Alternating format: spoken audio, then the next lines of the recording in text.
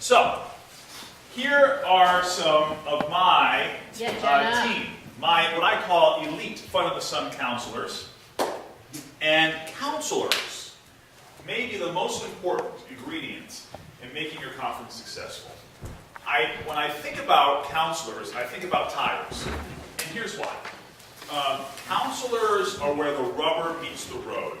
These people that are going to be working with you are going to be in the cabins and working directly with conferees executing their program. So let's say we have this fabulous Ford Mustang sports car, right? Beautiful engine, luxurious interior, and that's your program, right? You've taken time to make this amazing vehicle for Christian transformation. You like this? Jenna, by the way, is one of our Fun of the Sun counselors.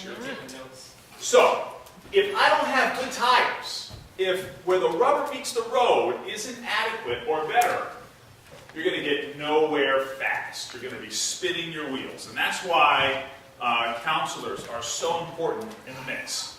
So what we're going to talk about today is how and where to find great counselors, how they can help make your program great, and how to keep great counselors coming back, like Jennifer Hand, who after a 4-year absence is back counseling for Fun of the Sun. That's Jenna right there. Yeah. Okay? So, in terms of recruiting, I think about counselor recruiting at least once a week, 12 months out of the year. So, now is the time to start recruiting. And really, all the time is the time to be recruiting counselors. Investigate all of your talent pools. We're going to go through a couple of those potential talent pools right now. The picture that you see is the brain trust of our conference, Fun of the Sun. That's me, James Kenny, and Bernie Hinckley. And there's a talent pool right there. Yeah, exactly. Very shallow, cheap and talent pool. But both of these guys have been my co-deans for this conference, and we talk about counselors all the time. We're constantly thinking about who are the next great counselors for Fun of the Sun. So you all have unique sources separate from the common Silver Lake pool, right? So Matt Peters, you might have some friends potentially from work or from UConn or from your home church. Robin, maybe from your school you have potential counselor candidates. So think about that. Home, church, friends. There are some caveats, in my opinion, to accessing these folks. And we'll talk about vetting counselors a little bit later on. But I was talking with Allison about this earlier this week about, just because you have a friend who you think might work for this, really think about it, because this is a unique experience where you have a 24-hour live-in situation with 4th and 5th graders or 7th, 8th, and 9th graders or high school kids. So you really want to consider who you're recruiting for these gigs from outside the Silver Lake pool. But don't discount this outside the Silver Lake pool because it can really work out quite well. Right? Does anybody have any success stories of outside the Silver Lake pool? Yes? We had 3 of our counselors last year had not been here before and were fantastic counselors and are coming back this summer. Great. That was great. They were excellent. Never even been to UCC, never gone to a UCC church. Love it. Well, boom. And there, hey, how about that? There's a little double whammy there where you're getting a good counselor. Maybe you're doing a little UCC evangelism at the same time, which is awesome. And you're not calling up somebody and saying, can you counsel for me? Shabs has already got that person. I'm sorry, I'm already counseling for Robin Shabunya that week. And there are... You'll have to reach out to your friends if deans steal all of your potential. Other deans steal all your potential counselors. Well, sometimes your counselors become deans, and then that becomes a problem too. Yeah. But this is a great resource if you are wise about vetting and counseling those counselors. Silver Lake, of course, right? This is a great resource. All of my Fun of the Sun counselors are Silver Lakers. I have been fortunate in that I don't use anybody, well, kind of unfortunate in that I don't have a great pool of resources in my personal, secular, and even my home church life for counselors at Silver Lake. That's because Brian has no other friends.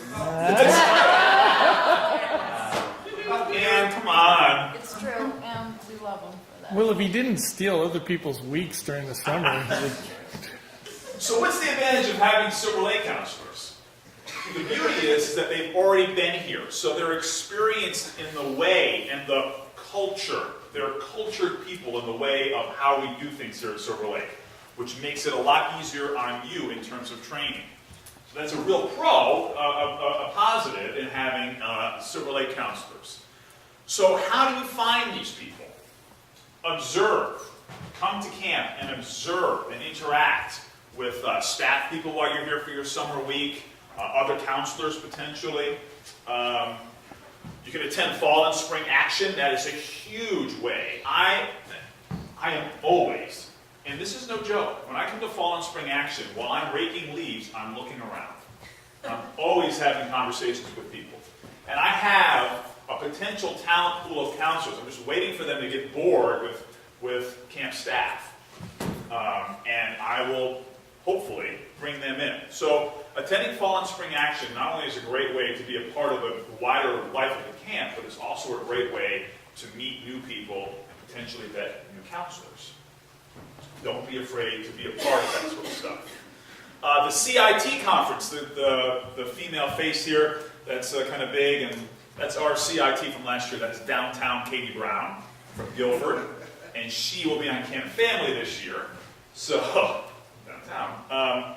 So she won't be with us this year, but she was a great success out of the CIT conference. Yeah. So CIT is a great way to do some research on current CITs. And what is the policy on CITs, Ann? If they're 16 and Betty and Maureen say they're good, then you can recruit them for your conference. If they're too young, then you have to have another counselor in the room. Okay. But they really vet them really well. They go through a week-long training, and not all of them they would recommend, and so we pay attention to that. So an idea, I did this last year as I came up for a day or two during the CIT conference. I called Betty and said, hey, I'll be around. Would you like me to come up and talk about stuff? And we did that. So you could visit that conference, check with Betty first, or you could even become a counselor for the CIT conference. And I'm sure Betty would love having some deans. And Maureen's are co-deans, so. Yeah. Oh, I didn't know that. Okay. Hi. Now I'm making the name of the face. Cool. So this is a huge resource. And again, this is an opportunity to get somebody young, and as they go through high school and college, before they have a family, and I have kids, so I can't do it this year, that sort of thing. You could theoretically get 4 to 5 years out of a high school kid that's a CIT. So that's really awesome. Brian, can I add to that? Yes. Debbie and I have a history of building up a staff as well, and what we have found is we identify the kids who are in our conference when they're in 7th and 8th grade, and then we make sure when they leave us in the 8th grade that we find a way to keep in touch with them till they're old enough to be a CIT, and then we push, go to CIT training. And we're bringing one in this year who is now, this is the 3rd former conferee that we have brought up through the ranks to become one of our counselors. She finished CIT last year, and now she's old enough to be one of our counselors. And I have been contacting her every summer saying, are you old enough to be a CIT yet? And she was like, no, I'm only 15. I was like, next year, right? Next year you go. And last December I pushed. I said, are you old enough to be a CIT? And she said, yeah, I am. I said, go to the CIT conference because we want you as a counselor. And now she's going to be counseling for us. It's great. And not only, what I love about what Drew's talking about, and we, Katie is a former conferee of ours, but I am never that intentional about following up. So in all of this recruitment process, intentionality is huge. And for you to be, taking your notes every summer, and part of those notes are probably, Jana Fiorello is a pretty cool conferee. She may make a good counselor someday. Boom, that's intentionality. And with the competition that we're in, and it is a competition to a certain extent because there's a limited resource of good counselors, having that kind of intentionality will help you in the long run. That's awesome. Quick question on CITs. What do you do if you are trying to recruit a CIT but they can't make the CIT training week? What age are you talking about? If they're like, Don't or have- hypothetical, if they're like a senior in high school. Yeah, they don't have to go through CIT to be a counselor for you. It's just a great, much more comprehensive training and experience than. I had one that counseled for me last summer. She was actually a CIT, or a counselor in training for me, because she wasn't old enough to quite counsel yet with the group that I had. And she has graduated high school now, so she is old enough, as of right now, but I'm getting older kids, to counsel for me again this year. She actually sought me out and goes, are you doing camp again? Are you doing camp again? I want to go to camp. I want to go to camp. And she's bringing her friend with her, who was also one of my high school kids that I had for 4 years. So now I have automatically got 2 counselors sitting in holding at the moment because I don't have enough kids. You would. And Jack, we did the same thing. We had a girl who she couldn't go that week. And I actually called up Ann and said, I've got someone I want to be a CIT with my conference. Is it okay if we train her, but she won't be responsible for a cabin by herself? So we actually double bunked them into a cabin so that she was with an actual counselor, but she was learning the whole time. We trained, but we called and made sure, is it okay if we train them? Because, we don't, that's an extra counselor. And you need to know that, It's the first week. First week pre-camp even, right? No, it's during week 1 because they don't get out of school till And now it's just July. Well, I mean, why not, right?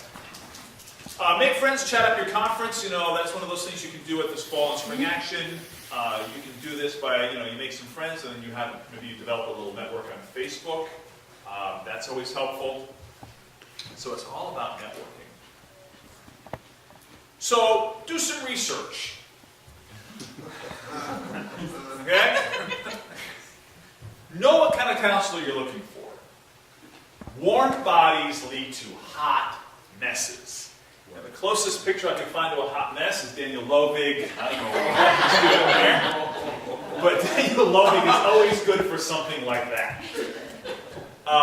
So talk to candidates. Check with folks. I have what I call a double secret advisory board that I will vet out every time I'm looking for a counselor. And Ann is a member of that advisory board. I'll say, hey, such and such, Chrissy Wadeland, that's not a secret advisory board anymore. Chrissy Wadeland, Sarah Stockman, people who have been on staff here at MC and have been exposed to people. So it does not hurt at all to have an idea of the type of person. So for instance, Emmy, you run a creative writing conference.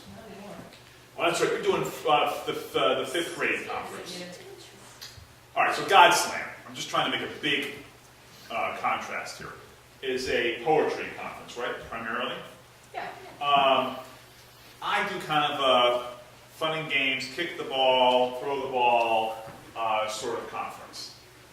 Probably, and not necessarily, but there's a good possibility that a counselor that's better suited for poetry is not necessarily going to work with my group. It could. And then also you have to think about the personalities that are involved too. I think that that's a big thing. When I think about some of the people that I'd like to have counsel for me, I think about the existing personalities that I have and how will they mesh. Because this should be fun, not only for you, but also for the counselors. And the counselors are part of a group. And if there are personality conflicts inside that group, we're going to have problems not only with the execution of the conference, but nobody's going to have fun. Then it's bad for the whole program. So talk to candidates, check with folks. Again, starting early gives you time to say, maybe this person's not right. I should suggest this person to Emmy and Josh, or Matt Peters' biking and hiking thing is probably a better thing, or whatever you're doing, right? You're doing outdoor stuff. I'm trying to do as a Matt, Matt's thing. Is it trained? Learning how to fly, right? So start early, it's huge. Mary Kookabrug, we've already met Mary. She's the counselor coordinator. I happen to have a picture of Mary in my collection. How cool is that? We're hoping that using the counselor coordinator, we're cool. We're hoping that the counselor coordinator is a last resort for getting counselors, but you want to be in touch with Mary at all times. Mary and I have already been in touch about potentially finding a male counselor for me, or the male counselor that I have, maybe that person's better suited somewhere else. In terms of planning your conference, talk with new counselors over the phone. I have a few counselors this year that are going to be new to our conference. I have not committed to them yet because I haven't talked to them on the phone yet. Georgia Morgan and Caitlin Mundy were new counselors for us last year. They worked out really well. I took the time to speak with them over the phone. I had a little interview with them before we got into talking about what the conference was going to be like. So make sure you go over expectations so they are clear on what you're expecting from them in terms of being a counselor. Identify their individual gifts, and you can use those gifts in terms of building them into your program. So, I mean, a lot of this is common sense, right? But I think taking the time to talk with new counselors over the phone before we get into the planning part is big. And then when you get into planning, make sure you make counselors a part of your planning. Frame the program with your senior counselors. Jenna and I have already had conversations about what we might want to do this summer. Jenna's not a dean. She's one of our senior counselors. So it's usually one or two of these folks that I'll have conversations with about what really worked last year, what's a cool idea for maybe something different this year. And then I'll kind of frame the program, get the schedule, and then email it to everybody. And then what we'll do is we'll have at least one phone conference call. So you could have a meeting, you could have a conference call, and talk about the program. So what I try to do is leave some room for counselor input. I've got 8 counselors. Not all of them are really excited about planning the conference. So there'll be some silence from some folks, but at least you give the counselors opportunity to collaborate with you on the program. Collaboration leads to investment, which leads to affirmed counselors, and everybody's happy. And you're building a leader, too, which is huge. I know that Jenna could dean a conference, Lindsay Green, if she really wanted to, could dean a conference, and Megan Murphy could probably dean a conference if she wanted to. And actually, most of my counselors, and they're older and a little bit more experienced, but they could all potentially be deans. And I want to believe that at least a piece of that, Robin has counseled in the past, for us, so it's a good thing. Matt, you're actually in this toward the end. I wanted to leave it as a surprise. Matt is a former counselor. Drew is a former counselor, all deans. So apparently it works. Former conferees of Brian Lapis. Oh yeah, that's right. That's right. Can we play that game, 6 Degrees from Brian Lapis? Yeah, that's right. So involve them in the planning and make sure you thank them for that. I think that's really important to affirm their participation in the planning. This is a picture of us having a little meeting, and that's me affirming. See? Georgia Morning saying, idea, Georgia. Okay. While you're in your conference, make sure you have a staff meeting every day, and there will be time for that. And in fact, even if you have to have staff people come over and work your conference, It's actually a scheduled thing this year. Staff is scheduled. They're going to actually have specific people every single day to take your kids. After dinner, it's a new thing. It will not be missed. It's going to happen. Sweet. If you choose not to have us take your kids, it's fine. But we actually will always be available, 100% take care of your kids from dinner and to worship. That's during that random 15 minutes of time when you're kind of going away now. 15 minutes. Nobody's going to be doing that now. Now you're going to take a break. I'll be worried Yeah. to do that. So, at a staff meeting, give your counselors some time to vet and joke around. This may be the half an hour or 45 minutes or 15 minutes, the only 45, hopefully it won't be, but the only time where they can kind of speak candidly as a group of friends together. Bring food! There's downtown Katie Brown right there bringing some pretzels that we brought, Pringles, potato chips, all that stuff. I make sure that I furnish our group with some food. That's an important role as a dean. Provide opportunity for suggestions or changes in the mid-flow of the conference. That certainly is important, I think. Also, I make sure that I give counselors an opportunity to choose and lead activities. I will pre-schedule some of that leadership before we get to camp, but also as we go through each day, I will ask, hey, Maddie, do you want to lead a canoeing interest group, or do you want to go and do this? And we kind of go on the fly with that sort of stuff. I like to pair senior counselors with rookies. I think that's really important. And I try to lead by example. I participate in interest groups. I do morning watch every morning, and then the vespers are done by counselors in the evening. So I think that's really important that you participate as a dean/counselor in some of your small group and or large group activities. Any questions about that? Can I just add something to that? Yes, of course, Jenna.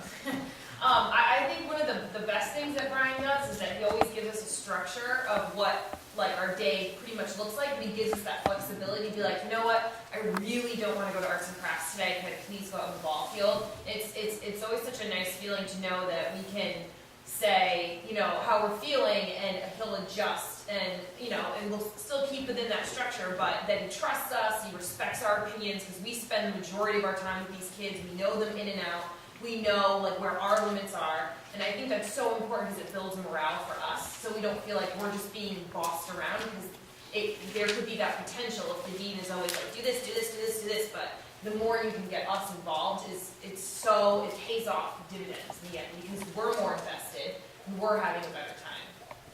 In fact, the counselor said that the peanut butter filled pretzels sucked last year, so we're not going to do that this year. Thank you, Amber. I'll be here all day. Dinner. You should be a professional entertainer. You should read my emails. Provide break time. What I like to do is have at least one program block per day for a counselor to take a break. It doesn't always work out, and there are some counselors who do not want to take a break, but I think it's important that, especially if a counselor has gone a day without a program block break, that they get a break, because you don't want them exploding on you or burning out. That's no good. So what is a program block? So a waterfront time or an interest group time. Say, hey, Matt, I will take your group, even for like discussion groups. You know, we do discussion groups after morning watch. You know, an hour. If it's an hour to or an hour and a half per day where they have no responsibilities whatsoever, that would be really great. I make sure, and I suggest to you that you individually check in with all of your counselors at least once a day. Hey, how's it going? Is everything okay? You may have to do that more often if you have a counselor that has a situation that they're dealing with you, or for you, be it with a conferee or if they have a home situation. So I would just make sure that you check in with your counselors. And we advise that counselors check in with conferees, so you should check in with your counselors. I don't know who had their hand up first. Go ahead, Matt. Just was going to say, keep in mind too, give yourself a break. You need to take, if you don't want to be pulling up to the kids just as much as you don't want the counselors to. So, you know, yes, you're probably going to, usually I find that, all right, I'm giving my counselor a break, I'm going to go swimming down to swim time. But if you need that time off, work with your counselor, same thing. You know, you need to take care of yourself just as much as you need to take care of them and the kids. And wouldn't you say that your level of preparation in terms of preparing your program and preparing your counselors will allow you that time? If you're not prepared, then you're going to be running behind, and then that's where those breaks will not happen. Preparation is huge, both in terms of preparing the program and preparing the counselors. Drew? We've used a way of giving our counselors a break every day, including the interest group time. We give them all the same break at swim time. Debbie and I take all the kids to the waterfront, and our staff is off. And that's really worked out really well, because now they all have a break time together, which helps them really gel as a team, which is why our kids, they actually go out and meet in the state of Connecticut somewhere and go bowling 4 or 5 times a year in between, because they like to be together, because they established that while they were here. And there's really not a lot of time, if you think about it, for them to be together without the kids as a whole group in the day. It just isn't in our schedule. That's a great idea and a great time. That's a great, I just want to, on that note, that's an awesome idea. Just make sure that when waterfront is a great time to do it, because there's a lot of staff down at waterfront to make sure there's enough lifeguards for the kids. Interest groups, not a good time to do it. And we tell because waterfront. You're sending one adult with sometimes 15 kids. So when you've got your little nature person with 15 kids, not good. We So make tell sure the waterfront we're doing that also, so that they're aware that it's 2 deans and them with 48 kids, that they are aware of that. Yeah. So. You know, it's not just communicating, especially at like Dean's meeting. Just talk to me about it. We can definitely give you good suggestions on when it's a good time to do that. Any other points on that?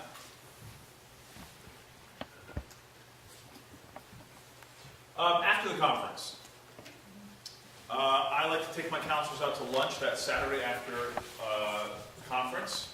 It tends to be a convenient time. Usually not all of them can make it, but I would say about 80 to 90% usually will go. So it's like, 8 out of 10 or 6 out of 8 or whatever. So that works.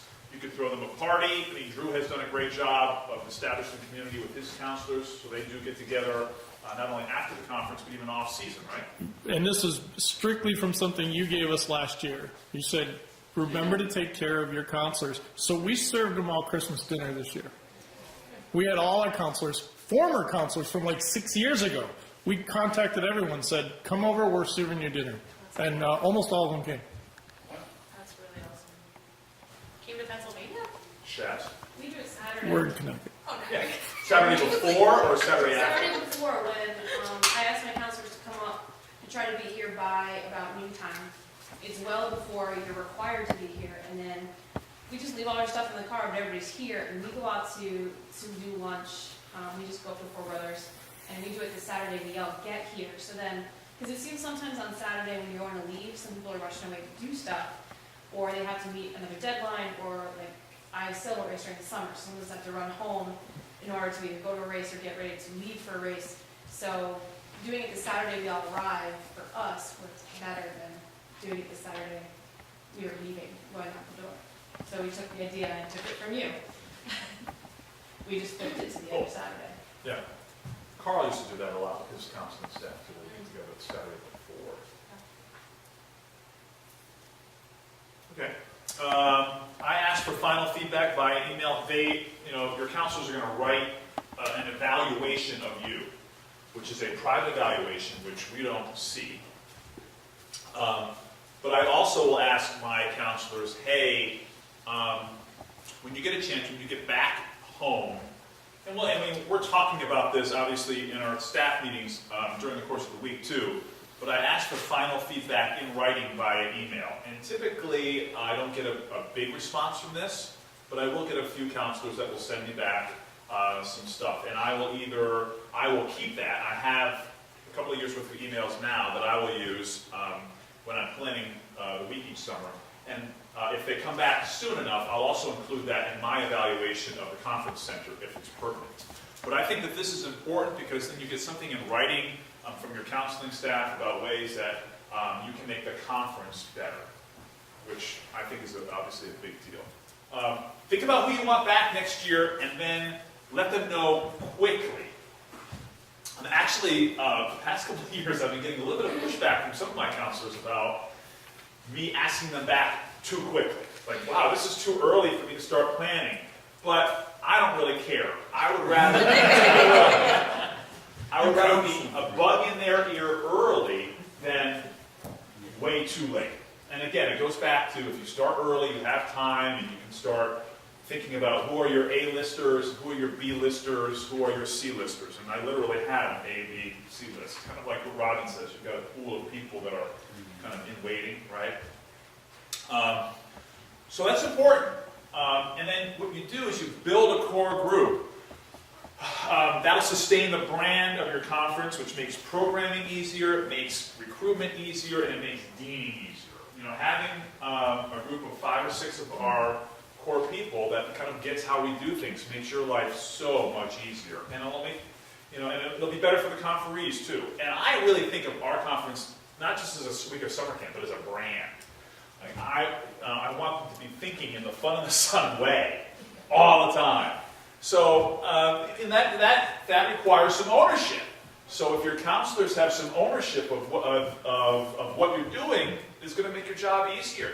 They're not just, again, warm bodies lead to hot messes. So it's not just somebody that comes in and get up, go to morning watch, go to swim time, make something in ceramics, okay, go to bed. You want them to be an integral part of your program. And there are other important, I was thinking about this driving up, because I often think about this. The work that we do here is so critical to the future of the United Church of Christ. Think about it. For a lot of these kids, this is their only view of the face of the wider church. And their local church may not be so hot. So we need to do a great job every single time that they're here. So having great counselors is part of doing that. And for your counselors, you know, this may be, especially if you have a lot of upper teens and 20-something-year-old counselors that are in that young adult period where they're not really attached to the church or a church. This is their attachment to the church. And hopefully, when they kind of emerge from that young adulthood, they'll come back to Silver Lake and they'll say, wow, that was a really important part of my life. And hopefully they're continuing to be here. And then they become attached to a church when they kind of grow into that. So, you know, making sure that we have great counselors is good all the way around and on so many different levels for the health of the United Church of Christ, which is something that is very important to me. So it's important to build that core group. So here are your takeaways. Recruit now and recruit all year long. Make sure you get to fall and spring action. It's always great to see older folks here at and summer conference deans. You're recognized typically at fall and spring action, so that's fun. Involve your counselors in planning your conference. Make sure you leave room in that blueprint for the counselors to draw a few lines and put some input. Let counselors lead and let them breathe. Very important. Get the good ones back next year. And most importantly, love your counselors. Because your counselors are truly where the rubber hits the road. There's Matt Taylor back in 1999. Great. So, if you have any questions, I'm happy to answer them now. But I'm kind of done talking at you. We can have conversation at this point if you'd like. Yeah, I just want to confirm Brian does a great job of cultivating over the years. This is not a one-shot thing. This is developing over the years. And I know when we deemed Sing Praise and God Show, we spent all year talking about this stuff. All year, really, Yeah. Like you say, once a week, we were like, yeah. This was like an ongoing focus through the year of being in touch with one another, planning out, talking about recruiting and cultivating, and it's a big deal. It is a big deal. And it will make your, even one lousy counselor. I have enough because my group is so big, usually one lousy counselor is not a terrible thing, but if you have one lousy counselor, it can make your week miserable. Yeah, especially if you only have 3 or 4 or 2 or 3, and one of them Is lousy. is lousy. Boy, Yeah. Go ahead, Jack. So as Ann said, your method is sort of the long-term building, right? It is. So, which is great for me in the long run, but so for this year, I'm in a community that hasn't historically been very involved in Silver Lake, and this is only my second year deaning, and I only had 2 counselors last year. So, when you started out, what was your sales pitch, or what's your sales pitch to people who've never been to Silver Lake before? Like, how do you, what are the perks that you know? That's a great question. In other words, how do you convince them to spend a week with kids Right, exactly. on their vacation? Exactly. Yeah. And I can tell you what we did. 'Cause we Swimming. had 3 new Yeah, ones you last know what? year. It might be better for you guys because you have more recent history with this. Yeah, because our conference started in 2011, so we're still a relatively new conference. Last year, one of them was a repeat from 2011. He came back. It was his first year in 2011. I don't know how you got him to come, but I that sold was him on the amazing. I sold him on the fact just key into whatever Silver Lake. I feel like this is the way conferences need to sell themselves too. Silver Lake is a place where you can experience some things that you can't experience every day. So it was the food's awesome. You can go swimming every day, but it's and most of the time there's time during the day. My friend was super into sports, so I was there's a basketball court, there's a baseball diamond, there's every kind of ball imaginable, and you can, you know what I mean? You can invent your own games, you know what I mean? I basically just sold him on fun. It's a big leap, and you kind of have to say that to him to be yeah, you're gonna have to am I gonna have? You'll get the questions of am I gonna have to be in the room with the well, once they go to sleep, do I have to stay in there? Well, yeah. You know what I mean? But once you get past, if there's something that you can engage them on. That way you can kind of get them to be oh, okay, I think once you get them here, you'll, for most people, they get hooked or they're from a different planet. Yeah, there's usually, when you're approaching a counselor, there's a reason you're approaching them. There's something about them that you're seeing that would work, even if you don't know them very well. So usually, exploring that, with Tony and Colleen, who were brand new, never gone to United Church of Christ, they had actually never even heard of it. They were, really brand new to this. And what I had talked about with them, was what a day-to-day kind of basis looked like. But with Tony, he had this unbelievable energy. It was a contagious enthusiasm for almost anything. He just was always excited about everything that I would see him do. And I was kind of tapping into that. It's you've got this unbelievable energy. I'm really excited about things that I really don't like doing, but I really like to do it when you're there, and that's really cool. And that was when I was you could actually really make a huge difference for a lot of young people. And he's oh, I work with kids. And I was see? And it's trying to just talking about what it is in them, in that spark that you're seeing in them, that you think how they could benefit, and how they could influence what's going on here. Especially outside opinions are always really nice to get, especially if they're really good, because it's a new look, it's a fresh idea, fresh faces, fresh ideas, fresh thoughts, and they really had a great time to come back. It was just about finding that little niche that you see in them and kind of.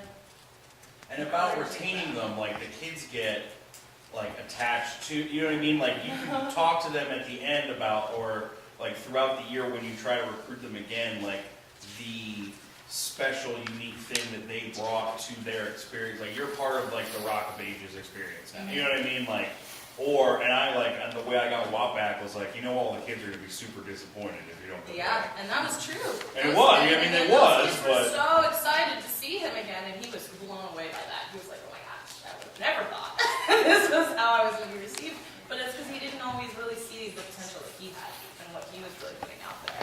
And it was great to have them back.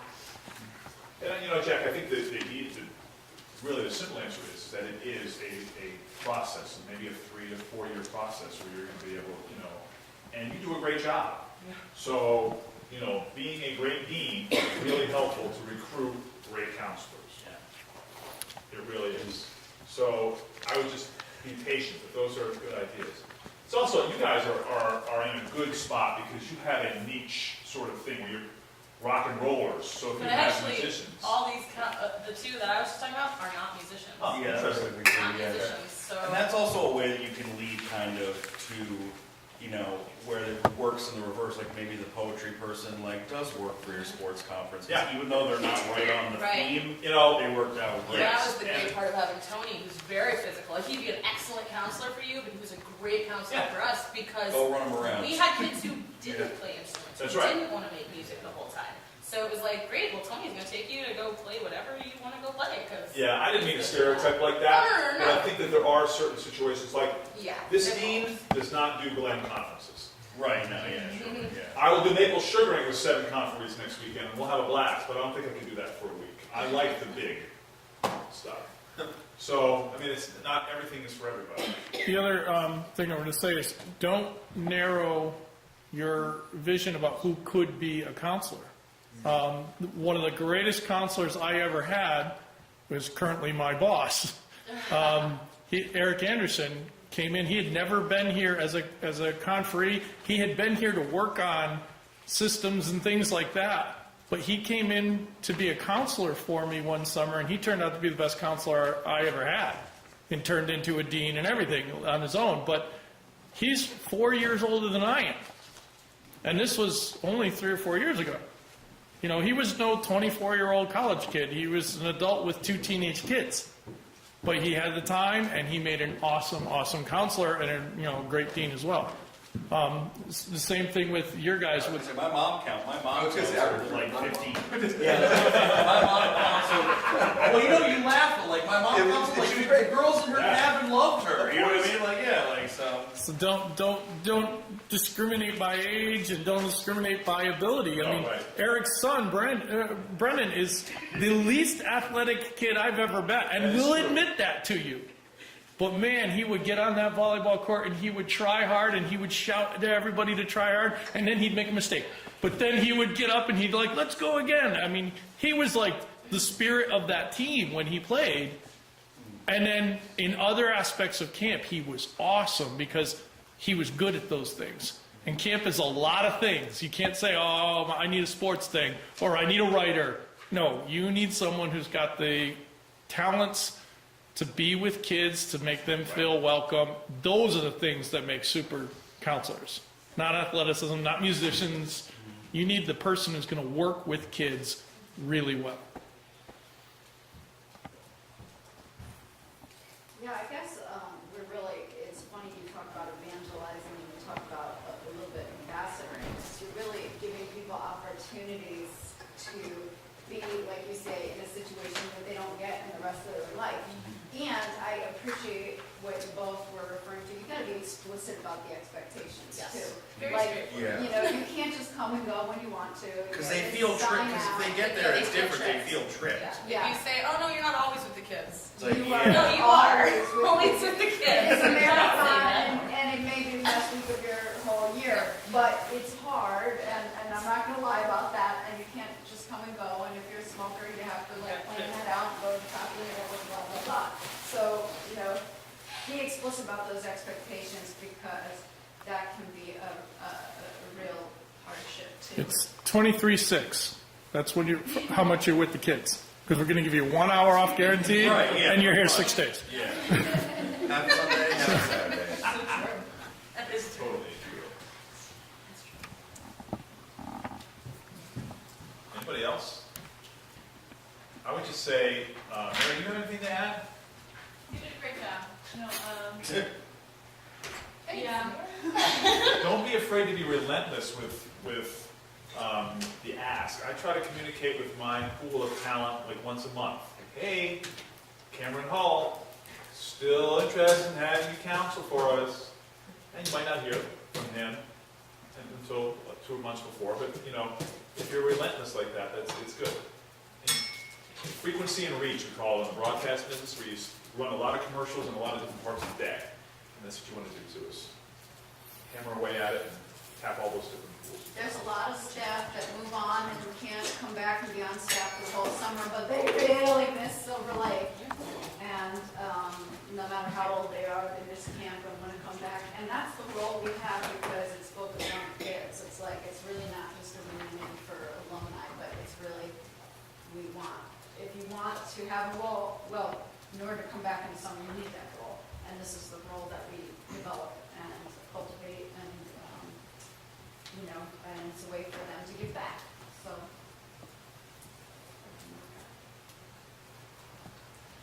If you have any questions, my email is blapis@wwlp.com.